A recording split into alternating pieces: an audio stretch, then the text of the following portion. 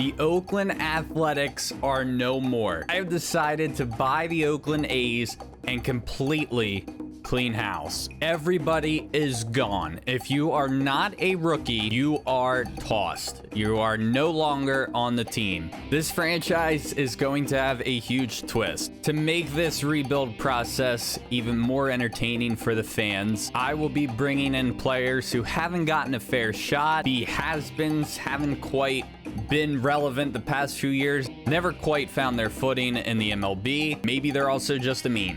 But I will be moving the Oakland Athletics to Las Vegas. I built a new stadium for them. And ladies and gentlemen, this is the Las Vegas Misfits.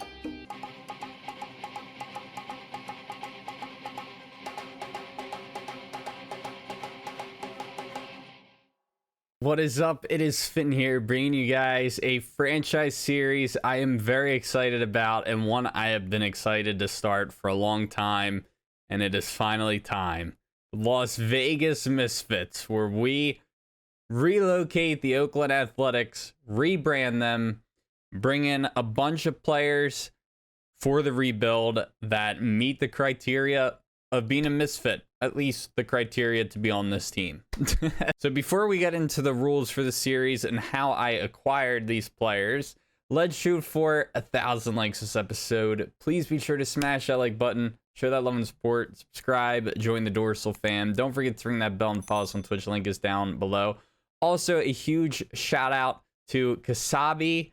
I hope I didn't botch his name, but he made the logos for this team. He is very well known for making logos in MLB The Show. So if you guys need a logo for a custom team or your Diamond Dynasty team, be sure to hit him up on Twitter. He does a wonderful job. So, Finn, how did you acquire these players? So, kind of like an expansion draft. However, obviously there is no expansion draft in the game. So, as you guys know, I completely cleaned house. I released every player on the Oakland Athletics that was not a rookie, which is more than 130 days service time. We could also keep one player on the team that was over that 130. But also had to meet the requirement of being a Misfit. So what is a Misfit? How do you get to stay on the team? All the players are guys that are, has-beens or never weres, were hyped up prospects, the first round busts, first overall busts, never panned out. Just a meme, for whatever reason, you'll see with some of these guys. Just absolute legends that are, kind of out of gas at this point. So we picked one player on each team that best fit the criteria. Some were kind of iffy and didn't quite meet the criteria that well, but I did my absolute best. Some were absolute no-brainers, but some were kind of tough, but I had to pick somebody. Let's go ahead and get into our player from each team. So starting off with the Baltimore Orioles, we are going to go with Nomar Mazara, right fielder. So he's got a good arm. That's something to celebrate. Everything else is kind of mid. He's got some clutch, but he's not the oldest player. He's 27 years old. He was a 20 home run hitter 3 years in a row, literally even on the dot, 20 home runs. And then kind of just after 2019, ever since the COVID season, the dingers stopped, and he was, still getting some ABs, but 1, 3, 2. I mean, this is kind of one of those players that there wasn't too much on this team that kind of met the criteria. We could have went with Diaz. He does have some power against righties, but and a good fielder aside from the arm, but for a first baseman, that's really not necessary. All of that, he was constantly getting sent down. My cats are playing behind. Yeah, there's just not too much on this team that I could have went with, so I decided to just go with Mazara. I mean, most of these guys are just young prospects that still have a pretty big future, so yeah, we're going with Mazara. All right, moving on to the Boston Red Sox. We are going with Mr. Beat It, Reese McGuire. Fits under the meme category. I'm just going to leave it at that. The Yankees had two guys I was kind of thinking about. Maybe Aaron Hicks. He hasn't really been the most loved player by the Yankees right now. But one guy, I don't even see him on here. Davy Garcia was one guy I kind of thought about going with. He was a pretty, I guess maybe still is, kind of a prospect that the Yankees were, well, at least at one point, a little excited about. But instead, I'm going with Clark Schmidt. He's 27 years old. He was a solid reliever last year, but aside from that, he really just nothing too exciting there. But he was expected to be a solid starter, and he just, well, then again, he's only had 5 starts in 34 games, but I guess he was not a good starter. So the Rays, I was actually going to go with Greg Jones, because he was a guy that I remember we had a couple years ago in our Expos franchise. He, you know, is 25 years old now, and his stats are not very good. He still has that B potential. He is yet to debut, but instead, I mean, how could I have forgotten this man? Brendan McKay. I don't even know if he's still with the Rays, but he is in the game, so we're going with him. He's a 73 overall, 27 years old. He does have hitting attributes, so he's the next Ohtani, everybody. All right, let's calm it down. But yes, I do want to hopefully make this guy a two-way player. It would be fun to have him play first base and pitch, and he is a starting pitcher, which is good. So yeah, we're going with Brendan McKay. From the Blue Jays, we're going with another pitcher that was pretty hyped up as a prospect at one point. Kikuchi was actually a player that I did think about nabbing, but instead we are going to go with Nate Pearson. He was I remember getting his card in, what was it, MLB 20, the show, and how fast that card threw. But yeah, he just hasn't really found his rhythm either. Big hyped up prospect. He's 26 years old, hasn't really lived up to the hype. So we're going with him. Hopefully he can break into our starting rotation and hopefully be good as well. From the White Sox, Kopech, I forget how it's pronounced, was one guy I was thinking about grabbing, but instead I am going to go with Joe Kelly. I was actually going to go with Billy Hamilton, but I think instead I am going to go with Joe Kelly, because he was, well, at one point he was actually a pretty solid starter with the Cardinals, and he's kind of been on and off as a reliever. Guy's been in, what, 2 fights? So, or no, 1 fight, and then also became a American hero with the whole Astros incident in 2020 when he mouthed off to Carlos Correa. So that was absolutely great. But yeah, we're going with Joe Kelly. All right, from the Guardians, we are going to go with Roman Quinn. This poor guy, I wouldn't say he was a hyped prospect with the Phillies, but he always showed a lot of speed. I remember watching him in high school. I think it was my junior year of high school. I watched him hit a inside the park home run in single A, and he flew around the bases. But the guy has just always been hurt. So I want to give him a shot. I think he will. I don't think he's going to be playing every day, but I mean, he's got a great arm. He's got good fielding. He's not the best hitter. He can bunt and he can run. So I'm going with Roman Quinn. I think he'll be a good pinch runner.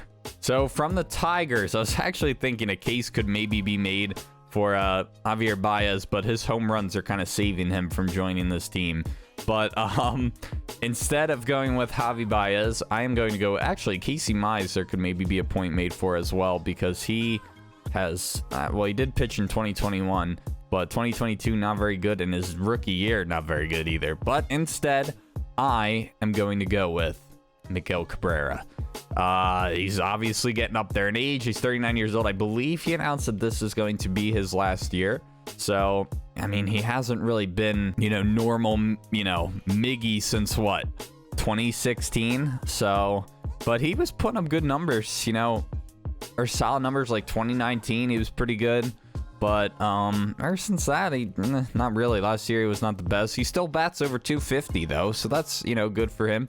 3,000 plus hits, but he kind of fits under that has-been category. But still, out of all the players on this team, he's probably the best in terms of overall statistics. So we're going with Miggy. From the Royals, I got to go with Aroldis Chapman. Dude used to be a lights-out closer, but ever since 2020. A lot of guys since the COVID season just haven't been the same. But yeah, we're going with Chapman. He was not very good last year. Yankees fans have really grown against him, so we're going to go with Chapman.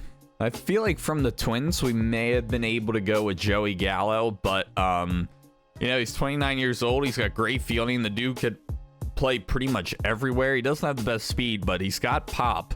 But with no vision, I don't know how useful that is going to be. But instead, I feel like Nick Gordon was more of an appropriate player. He was a very hyped up prospect for the Twins. He's 27 years old. He was pretty good last year. His rookie year, not too much. I mean, 272 average isn't bad. But the guy can play everywhere, but I don't think he has lived up to his hype. So I remember him. He was on the cover of one of the Bowman hobby boxes, and you know, on one of the packs. I think it was like 2014 Bowman. I could be wrong, but yeah, he was a pretty hyped up player. So I'm gonna go with Nick Gordon for the Twins. From the Astros, I am going to go with Forrest Whitley. He's 25 years old. Now, this guy was at one point a top 10 prospect, to my knowledge. But at 25, he still hasn't debuted, and his minor league statistics are not good. But he still has a B potential. Maybe at some point he can break into our starting rotation or become maybe a solid reliever. I don't know. His per 9 attributes are not very good, but we got to pick someone, and I feel like he definitely fits the best. From the Angels, we're going with Shohei. Just kidding. Matt Moore is actually a guy that we probably could have went with here. I mean, he was at one point ranked with, I believe, Trout and Harper as a top 3 prospect. He might have been on one list even higher than both of them.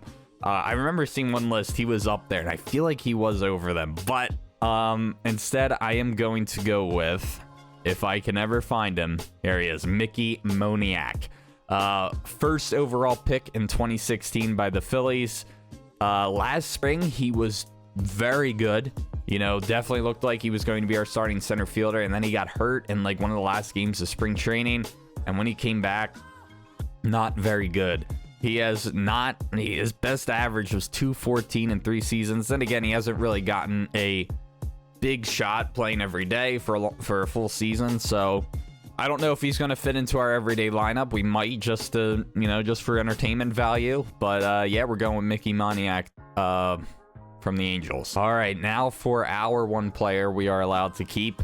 Remember, they also have to fit the criteria to be a misfit. They don't have to be a rookie, but they have to fit into that criteria. So I am going with Christian Pache.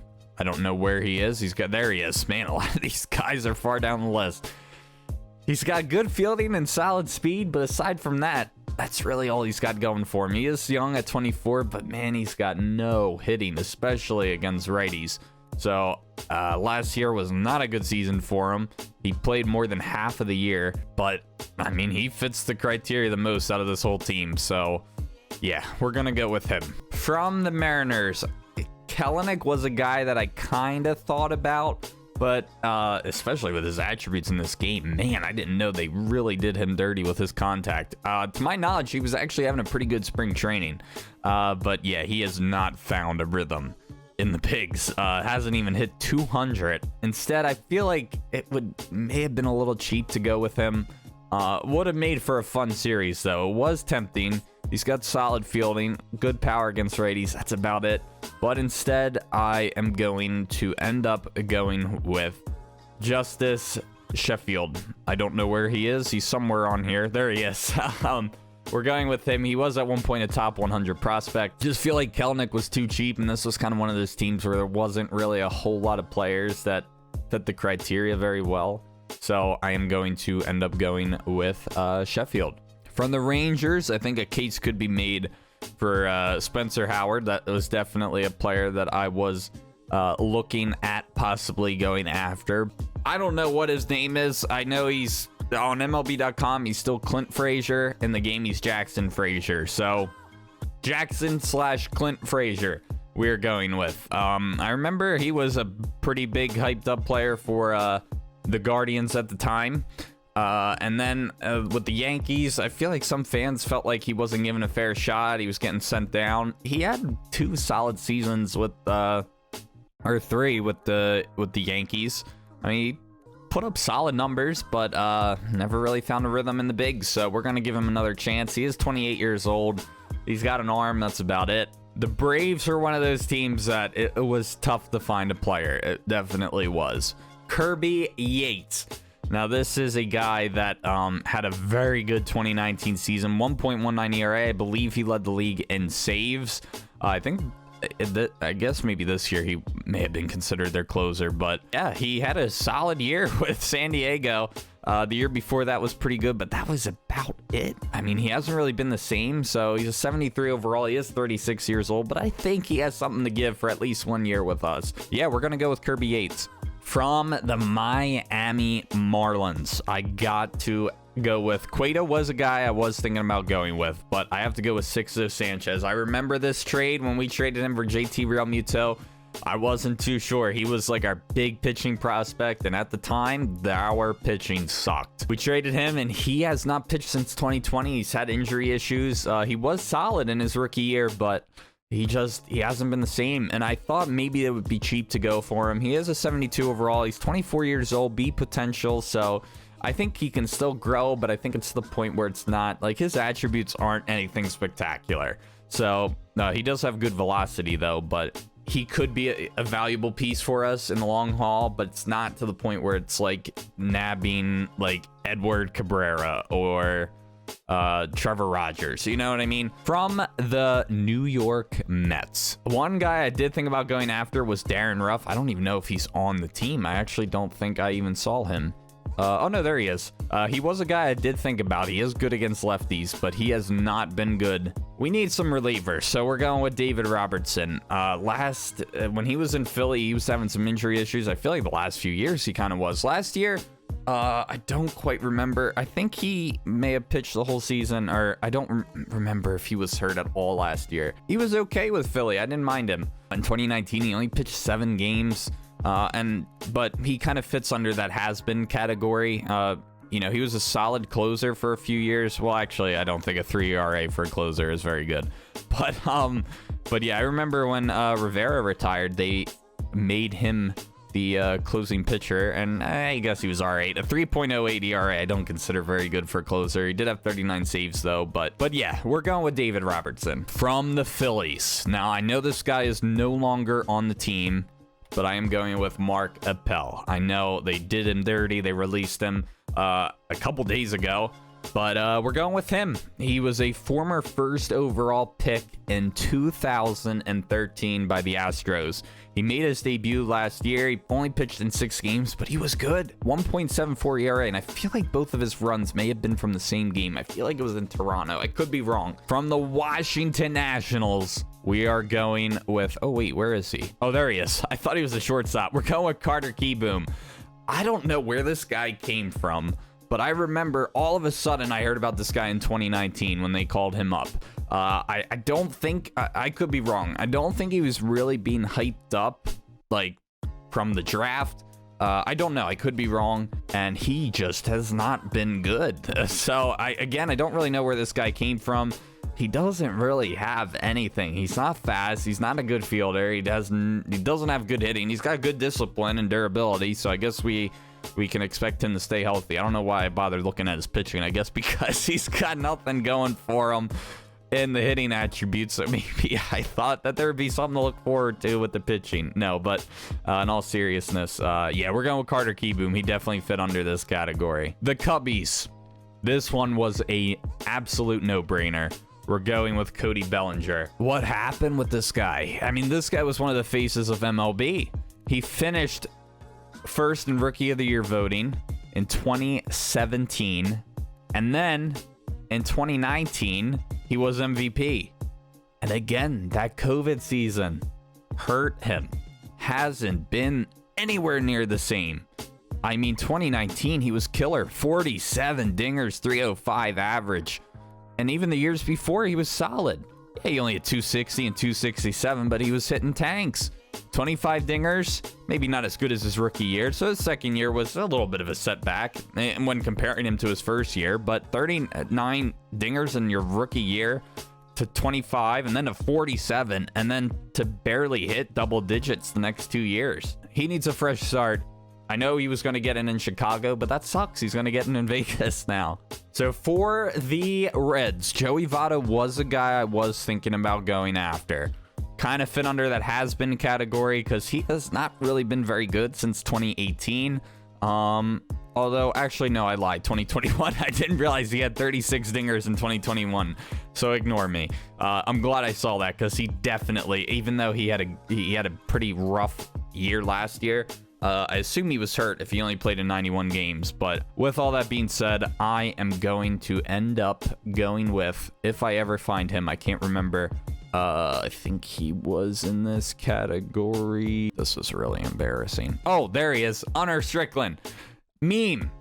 Dude's known for getting into a fight with Bryce Harper. So from the Brewers, yes, a case could have been made with Christian Yelich because, I mean, look at this guy when he first started his career. What happened? 36 dingers in 2018 with a 326 average, then 44 with 329 in 2019. Again, the COVID season. This needs to be looked at. This could be a very, legit conspiracy theory. This season killed a lot of players, but, and I feel like this isn't talked about. But there was a different guy that I felt like met the requirements even more. How about, I bet some of you don't even know this guy, Matt Bush. I believe in 2004 it was. He was a first overall pick. Not as a pitcher, though. As a shortstop. Unfortunately, he doesn't have any hitting attributes. He does have 2 vision. But yeah, he is a solid reliever for only being a 71 overall. He's got good hits per 9. The home runs isn't very good. Yeah, we're going with him. So he's 37 years old. He is old. He didn't make his major league debut until he was quite up there. I feel like he was close to 30 years old. But, kudos to him for not giving up. I mean, he's been okay. 2021 and 2018 were kind of rough. And he didn't even pitch for 2 seasons, and he still came back. And then he pitched last year and was pretty solid. He started 6 games, apparently. My guess is as an opener. I really don't know. But anyway, yeah, we're going to go with Matt Bush. All right, for Pittsburgh. Another guy, what happened to him? Miguel Andujar. 28 years old, 66 overall. He does have a C potential. He's got solid contact, though. I mean, if he was 23 years old, I'd be pretty pumped with this contact because he could still grow. But with him being 28, we're getting close to that point where it's going to stop. He's got a good arm for an outfielder, but he could also play first and third. So I'm not quite sure where I'm going to put him. But he finished second in Rookie of the Year voting in 2018. 27 dingers, batted .297. With 92 ribbies, and he just hasn't been the same since. We can't really blame it on the COVID season because in 2019 it was not good. I think it might have been an injury thing, but I feel like he was kind of getting bounced around the minors if I remember correctly. I don't know if it was just injuries, but he hasn't played a full season since. Even in 2020 he only played 21 games. Yeah, we're gonna go with Miguel Andujar and give him another shot because I feel like he deserves it. From the Cardinals, if only Yachty and Pujols were still here, because Pujols would have been the guy, and even if not him, I would have went with Yachty. But we got to go with the other guy, Adam Wainwright. This one is kind of iffy because he is still a good pitcher. I mean, last year he had an ERA well under 4. Didn't have the best record, but I don't look at that with pitchers. But even in 2021, he was 17-7 with a 3.05 ERA. He had to have gotten Cy Young votes with that. He's actually gotten better with age. He hasn't been that great from 2016 through 2019. And then since 2020, the COVID season actually helped him out. I feel like he kind of met the category because he's 41 years old. And this was kind of one of those teams where I couldn't really find many guys to fit. I feel like he met the criteria the best, Wainwright. So we're going with him. With the D-backs, another guy. I did think about Evan Longoria. He was a guy that did, that did stick out to me. But yeah, instead, we're going with a guy that has not been good since leaving San Francisco. Ever since he went to Arizona, it has not been good. We're going with Mad Bum. Over to the Rockies. Couple guys here I thought about. Brendan Rodgers. He was another hyped up player, but he was actually not too bad the last 2 years. So I don't think he's lived up to his hype, but he hasn't been that bad. I had to go with Cole Tucker. This was a guy I remember being a looked at prospect in Pittsburgh, and man, he has not been good at all. In Pittsburgh, he could not find a groove, and the good thing is he does play all over the place, so he would make a good utility player. He doesn't have the best fielding. Cole Tucker it is. We're going with him. From the Dodgers, I am going to go with Jason Hayward. This was one of those teams where I couldn't really find much. This was kind of one of those tough ones. I remember 2010. I remember before 2010, this was a big prospect with the Braves. And his rookie season, he was solid. 18 dingers, 277. I don't remember if he won Rookie of the Year, though. 2010. I can't remember who won it that year, actually. But, you know, he was okay. He was well-liked, and it never really lived up to the hype. But he was always a pretty, I'd say, average, above average baseball player. Yeah, I'm going to go ahead and go with him. I think he fit the criteria the best for the Dodgers. Maybe that case could have been made with somebody else. We're going to go ahead and go with Hayward. All right, we got 2 teams left. We are moving on to the San Diego Padres. So from the Padres, who other than Nelson Cruz? I mean, this guy still has it at 42 years old. I mean, 2020 didn't stop him. Even in 2021, he had 32 dingers.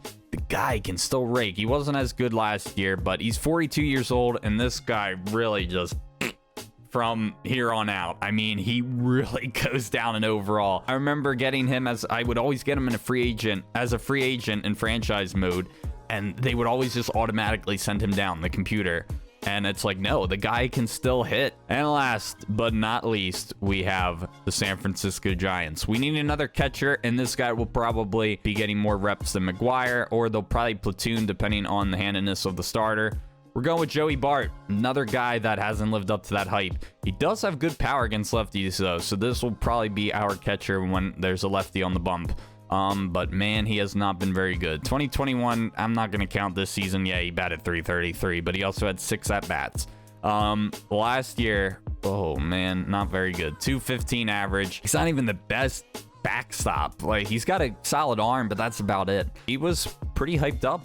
He was one of the guys to look to, he was one of those chase players a little bit in 2019 Bowman. Big prospect, they thought he was going to be the big guy after Buster Posey. He hasn't lived up to that hype. But yeah, we're going with Joey Bart. Now, of course, there has to be rules for this series. It is a rebuild, and we can't go absolutely crazy. So to make this as difficult and as interesting and fun as possible, here are the rules that I will be setting myself, and I'm hoping that I got everything down. So let's start out with the basic rules. So, for those of you who don't know, obviously one player that meets the criteria of the Misfits gets picked from all 29 teams, and one is allowed to be kept that was on the A's roster. We already did that. Examples of criteria are players that are older and past their prime, draft busts, hype prospects that never panned out, memes, etc. And as we saw, not all teams had a player that 100% met the criteria, and we also have to fill all positions. So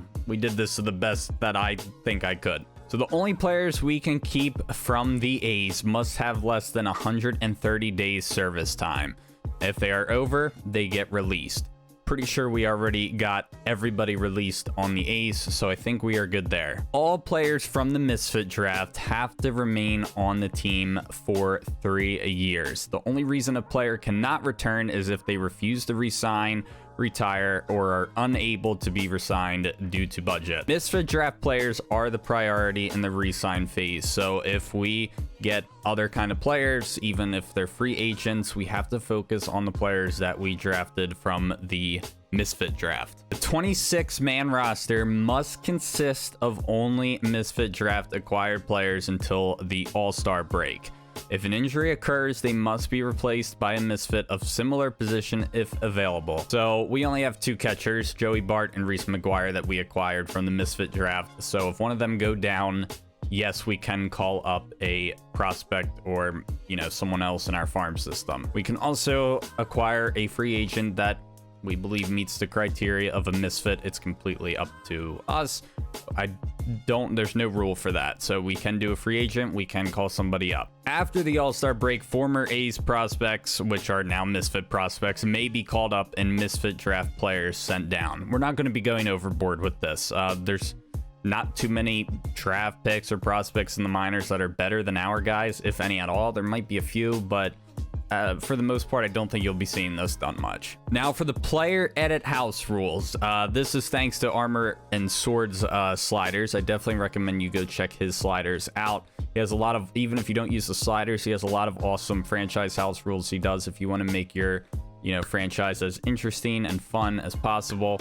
I highly recommend checking some of these out. These are my favorites. If you want to convert a starter to a reliever or a reliever to a starter, we are allowed a 1-for-1 attribute trade between their durability and stamina. I love doing this. I'm not going to be doing this with everybody. Like, you're not going to see me turn Chapman into a starting pitcher. Players under 34 can reverse regression if they are having a good year. So if a player is, under 34 and they have their attributes go down, even if they are having a good year compared to, their career statistics, I can reverse that regression and bump their attributes back up to what they were. Players 35 to 36 can have their regression reduced, but also only by half if they are having a good year. So same thing as under 34, except if they're 35 to 36 years old, it is only by half. Anything over 36, we will not reverse their regression, most likely. We might. That's kind of one that I'm a little iffy on, like Nelson Cruz. The guy still has it. He hasn't shown any regression after turning 36. So that might be a guy that I only do it by half. We'll see. Let me know what you guys think with that one. And now for trading and free agency and all that fun stuff. So trading is allowed, but there are limitations. For the first season, no players from the Misfit draft can be traded or released. After the first season, these players can be traded, but only if it is for a player that meets the Misfit criteria. For example, if I wanted to trade Mickey Moniak for that was a former first overall pick for Joe Adell, who was a hyped prospect and hasn't really lived up to that hype yet. Like, I can't trade all these guys that might meet that potential for Shohei Ohtani. You know what I mean? Because I don't know how it is this year yet, but I know the trading system last year was not very good. It hasn't really been the past few years. So prospects can be traded for anything, but we are trying to keep this realistic and tough, but also entertaining. Free agency during the first season is allowed only if the free agent meets the Misfit criteria. So again, this is for during the season, not the off season. So we can sign free agents even if a player isn't hurt. We can sign free agents to fill minor league depth, but they have to meet the Misfit criteria. And they also cannot substitute in the majors unless we are missing a spot on the bench. Like if we have too many outfielders and we don't have enough infielders, I don't think that's really going to be an issue. Also might do some position edits and changes. So, but yeah, most likely we will only be signing free agents to fill up the minors, or if a player gets hurt. Free agency in the offseason has no limitations, which means if Shohei Ohtani is a free agent, we can sign him. Will we be able to afford him? Probably not. So that most likely won't become an issue. And players on waivers can be claimed, but they have to meet the Misfit criteria. This is also only going to be something that applies for the first 3 years, because I want the first 3 years to be the toughest. And then after that, it will be a lot more fun, but I want to still keep it as realistic as possible. So everybody, this is our team. One thing is, I did forget to acquire Joe Kelly and Cole Tucker for some reason when I was doing the roster edit and swapping players. By the way, that's how we got rid of our players. We just gave them to the other teams. So I traded some like minor league guys for like just minor league depth players for Tucker and Kelly. But this is our team. This is what our opening day roster is going to look like. Yeah, this is our all-star team. Nick Gordon, Andahar, Frazier, Cruz, Belly, Cabrera, McGuire is going to platoon with Bart, and Tucker will platoon with Keyboom, and then Moniak. So yeah, that's our all-star team. And then our bench, we got Quinn, Hayward, Mazzara, Keyboom, and Bart, which I said those two will be platooning. For the pitching rotation, not quite set in stone, but we got Wainwright, McKay, Sixto, Schmidt, and Bumgardner. Good thing is these three could possibly grow still. In the bullpen, we got Yates, Robertson, Bush, Sheffield, Pearson, Strickland, and Kelly. If you're wondering why it's the way that it is with no setup men, I remember last year, like, setup guys would not get opportunities for whatever reason. They just wouldn't get into games. It was weird. But yeah, and then we got Chapman as our closer. Actually, someone's got to go. I did not realize that. Okay, so what do we have too many of? I'm going to assume we have too many players on the bench. Yeah, with the DH, we don't need this many. Zara's got better. Nah, I'm going to go with Hayward. As painful as that is, I'm going to send down Jason Hayward. I did not realize that. So that means now Hayward now being one of the guys. The players that we do not have, Whitley, we sent down. Hopefully we can get him to grow a little bit. Pache, or Pache, however it's pronounced. Hayward. And there's Appel. And I believe that's it. I don't think I skipped anybody. That should have been 30 guys. So yeah, that is our team. So next episode, we are going to be playing. I do play games. I also sim. I do sim, but I like to play. I think it's a lot of fun to play. So the next episode, we will be playing at the Created Stadium. My take on Howard Terminal does not look exactly like the real thing. I'm letting you know that right now. I did the best that I could. It kind of grew on me. I didn't like it at first, but I was like, you know what? This doesn't look half bad. Yeah, in the next episode, we will be doing that. Wainwright will probably be on the bump, but yeah, our ranking is not very good.